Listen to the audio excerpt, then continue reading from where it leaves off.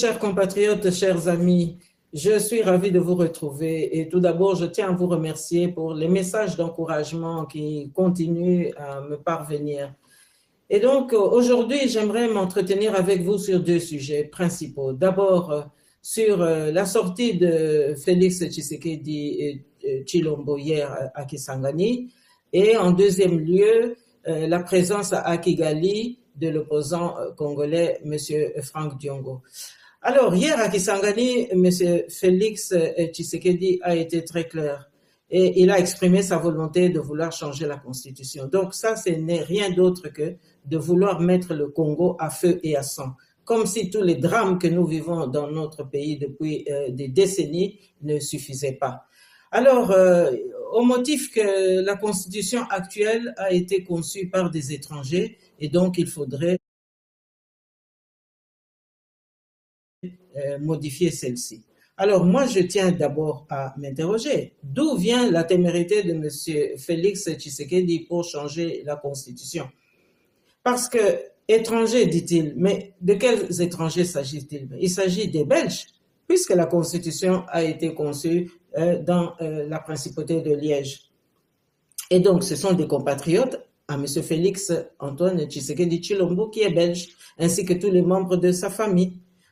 Et donc, nous voyons ici que la volonté de M. Félix Tshisekedi, c'est carrément de rester au pouvoir éternellement, ou en tous les cas de s'octroyer une présidence à vie. Alors, M. Félix Tshisekedi se plaint d'une constitution conçue à l'étranger par des Belges, mais tout le gouvernement congolais est composé aux 2/3 par des ministres qui sont belges.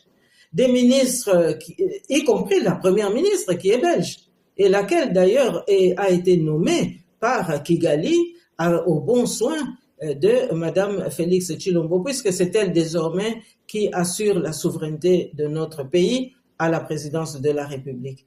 Alors, moi j'aimerais quand même qu'on se rappelle ici que M. Félix Tshisekedi récuse une constitution conçue par des Belges, mais lorsqu'il vient se faire soigner en Belgique, mais ce sont des médecins belges. Lorsqu'il entre à l'hôpital, mais ce sont des hôpitaux belges.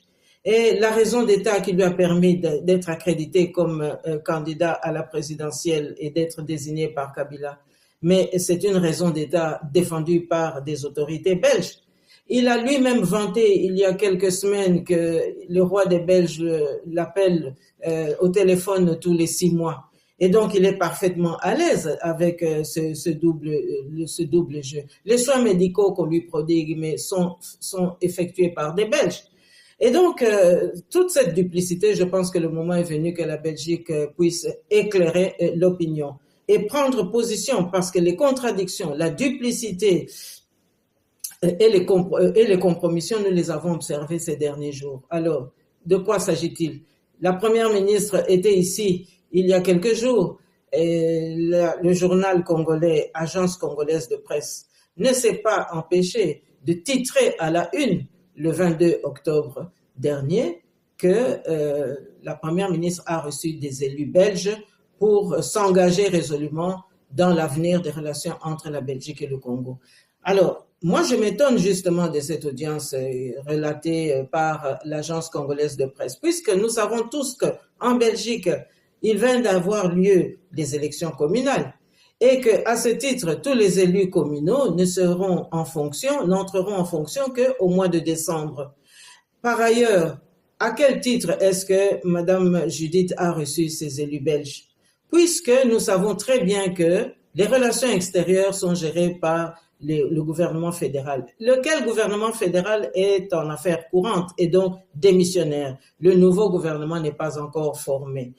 Et qu'est-ce que nous avons encore constaté? C'est que les seules entités fédérées qui ont pu constituer leur gouvernement, à savoir la région wallonne et la région flamande, mais disposent de compétences en relations internationales. Et donc, comment peut-on accepter que des élus locaux belges puissent être reçus par Madame Judith, alors que toutes ces compétences-là attendent en réalité qu'une nouvelle politique étrangère soit définie par le gouvernement qui entrera en fonction dans les prochaines semaines. Et donc, nous sommes là devant une violation protocolaire très grave, une violation politique inacceptable. Et je pense aussi que Madame Judith, qui est belge, mais doit se rappeler que M. Sami Badibanga l'était aussi avant elle et que tout le pays s'est soulevé pour exiger la démission de M. Sami Badibanga puisque le 2 poids 2 mesures ne pouvait pas s'appliquer dans notre pays, qui n'accepte qu'une seule nationalité et la nationalité congolaise qui est une et exclusive. Alors, pour le cas de M. Diongo, nous sommes tous étonnés, évidemment, de voir que notre pays est en guerre. Le Rwanda nous livre une guerre féroce, une invasion terrible, une incursion et des massacres des populations interminables. Et de voir qu'un opposant seul se rende au Rwanda au prétendu motif que c'est pour rechercher la paix. Alors, je pense que pour M. Diongo, évidemment, il y a eu beaucoup d'indignation de part les Congolais qui sont au pays, y compris ceux qui sont dans la diaspora. Et je pense que ces indignations sont justifiées. Cela étant, M. Diongo dit qu'il recherche la paix. Mais je crois que revendiquer l'exemple de M. Étienne Tshisekedi Wamulumba n'est pas un fait positif. Je crois que ce n'est pas un fait de gloire non plus, puisque nous savons tous que M. Étienne Tshisekedi avait commis beaucoup d'erreurs. Mais au moins, à sa décharge, je sais qu'il était le leader de l'opposition et que c'est à ce titre qu'il a pu adopter des attitudes ici ou là, où il était d'ailleurs encadré par une délégation. Alors, je vois ici que M. Diongo, lui, il est seul à Kigali. Et quels sont ses engagements qu'il veut prendre au nom de tous? Et je pense que là, il y a lieu quand même de s'interroger. Mais pour ma part, je crois qu'il y a de la clarté quelque part, puisque lorsque M. Diongo avait prononcé sa conférence de presse il y a quelques mois pour attester qu'il était devenu réfugié politique, il n'avait pas dénoncé l'occupation rwandaise ni l'agression rwandaise et n'avait pas